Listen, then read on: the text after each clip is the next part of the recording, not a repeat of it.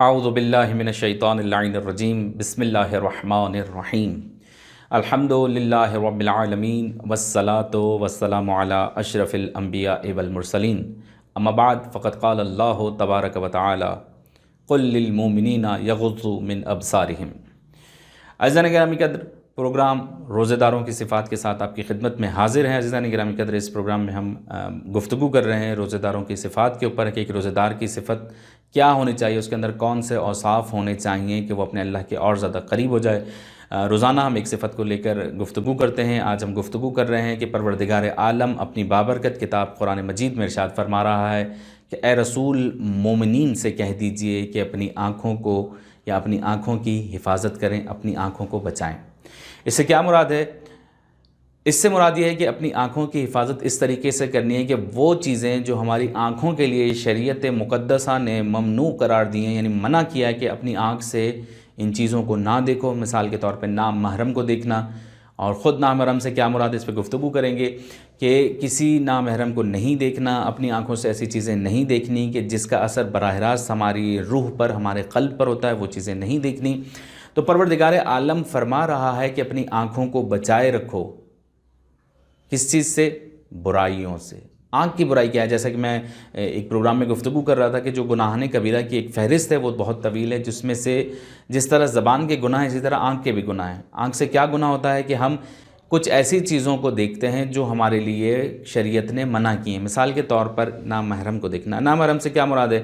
عموماً تصور یہ کیا جاتا ہے کہ نامحرم خواتین کو نہیں دیکھنا، لیکن تصور بالکل اس کے برعکس ہے کہ ایک مرد جس طرح نامحرم عورت کو نہیں دیکھ سکتا، اسی طرح عورت کے لیے بھی اجازت نہیں ہے کہ وہ کسی نامحرم مرد کو دیکھیں۔ ہاں، البتہ ہاتھ اور چہرے کے لیے اس میں بھی کچھ قیود و پابندیاں ہیں کہ اس کو دیکھا جا سکتا ہے، لیکن شرط یہ ہے کہ جب آپ نامحرم کے ہاتھ اور چہرے کو دیکھ رہے ہیں اس وقت بھی آپ کے دل و دماغ میں کہیں پر ایسی کیفیت نہ ہو یا ایسے احساسات نہ ہوں کہ جو اس خاتون کے لیے یا اس مرد کے لیے مناسب نہیں ہیں۔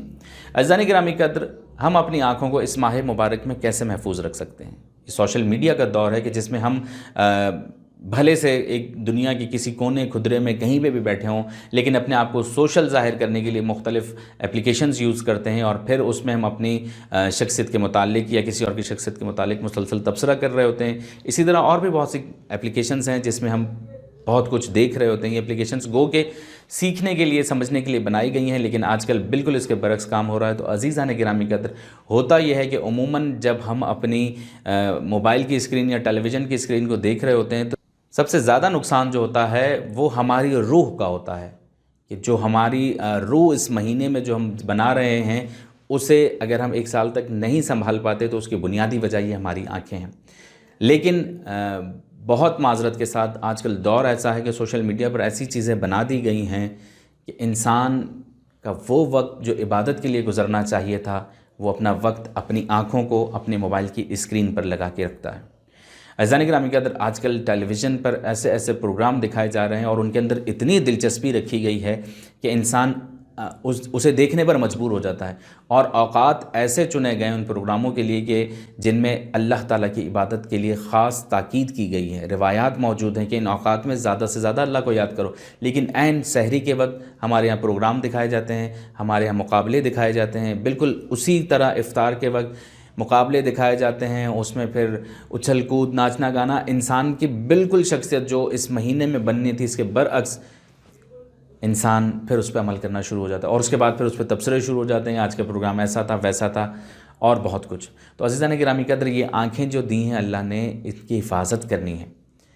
اس کے علاوہ بھی اگر آپ رمضان سے ہٹ کر سوچیں تو عام ہمارے جو دوست احباب جو ہمیں جو روزانہ کی بنیاد پر مسائل جو ہمیں موصول ہو رہے ہوتے ہیں، جو سوالات ہمیں موصول ہو رہے ہوتے ہیں، اس میں سب سے بڑا مسئلہ جو پوچھا جاتا ہے ہم سے وہ سوشل میڈیا کے متعلق ہے کہ مولانا ان سے کیسے نجات پائی جا سکتی ہے؟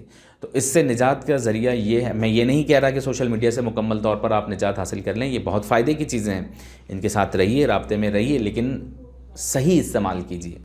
ہوتا کیا ہے کہ ہم سوشل میڈیا پر، کیونکہ گناہ کے اوپر بات ہو رہی ہے، ایک صفت کے اوپر بات ہو رہی ہے، کہ ہوتا کیا ہے کہ ہم سوشل میڈیا کے اوپر ایک چیز چلا دیتے ہیں، ایک چیز آ جاتی ہے، اور آج کل کا نوجوان جس نے نہ کچھ پڑھا ہے نہ کچھ تحقیق کی ہے، وہ آ کر کہتا ہے کہ میں نے یہ حدیث پڑھی۔ بھئی یہ حدیث کہاں تھی؟ کون سی کتاب میں تھی؟ کہا کہ واٹس ایپ پہ پڑھی ہے۔ یہ حدیث آپ نے کہاں دیکھ لی؟ کہا کہ فیس بک پہ پڑھی ہے۔ اس طرح کی بہت سی باتیں تو اگر آپ کی نگاہ سے اس طرح کی کوئی حدیثیں گزر رہی ہیں تو کم از کم ان کی تحقیق کر لیجئے یا علماء سے رابطہ کیجئے کہ واقعی یہ صحیح ہیں یا نہیں ہیں۔ تو جس طرح اس کے فائدے ہیں اسی طرح اس کے نقصانات بھی ہیں، تو لہٰذا ہمیں اس مہینے میں اپنے آنے والے وقت کے لیے اسی مہینے میں اپنے آپ کو تیار کرنا ہے، اپنی آنکھوں کو برائیوں سے بچانا ہے، اپنی آنکھوں کو گناہوں سے بچانا ہے، اور پروردگار عالم سے ہمیشہ یہ سوال کرتے رہنا ہے کہ مالک تیری عطا کردہ زندگی ہے، ہمیں اپنی عبادت میں اس زندگی کو گزارنے کی توفیق عطا فرما۔ مالک ہم اپنی آنکھوں سے جو برائیاں کرتے ہیں ہمیں ان سے محفوظ فرما، مالک آنکھ کے گناہوں سے محفوظ فرما۔ والسلام علیکم ورحمۃ اللہ وبرکاتہ۔ اللهم صل على محمد